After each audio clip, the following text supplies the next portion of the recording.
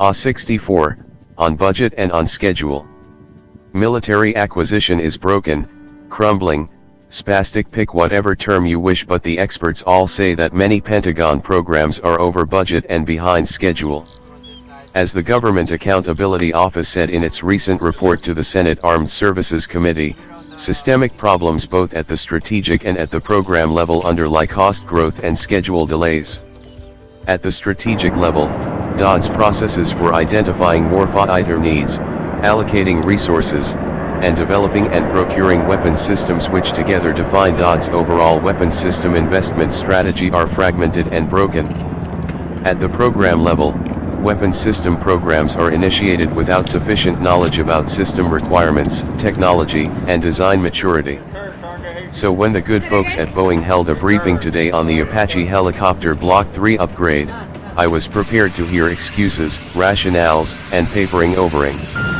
What I got was simple and a delight to hear. This program is on budget and on schedule. It is meeting its key performance parameters with room to spare, according to Boeing's VP for Apache programs, Al Wynn. So far, it's a very successful program, Wynn said. The Block 3 improvements are pretty fundamental, requiring a new airframe, more than 1 million lines of code, a new transmission system, longer range and automatic recognition radar, UAV connectivity, the ability to communicate with a much wider range of platforms, but not stealthy aircraft, software that will help the aircrew make rapid decisions, and a host maintenance management systems that are expected to reduce the average flight hours lost to fixing and maintaining things by 30%. Basically, they are rebuilding the existing 634-strong Apache fleet. So I asked Wynn what had kept them on track, what management tips could he offer the beleaguered acquisition corps. After jokingly claiming that it was all due to his brilliant leadership, he gave the usual answer about a great team. Then we got down to brass tacks.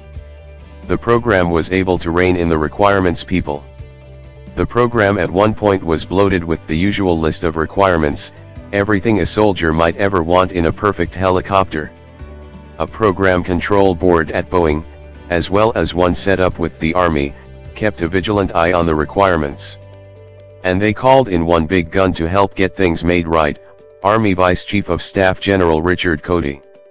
The general intervened and the requirements got pared down, Wynn said. Things can still spiral out of control on some fronts since the program is halfway to its finish date.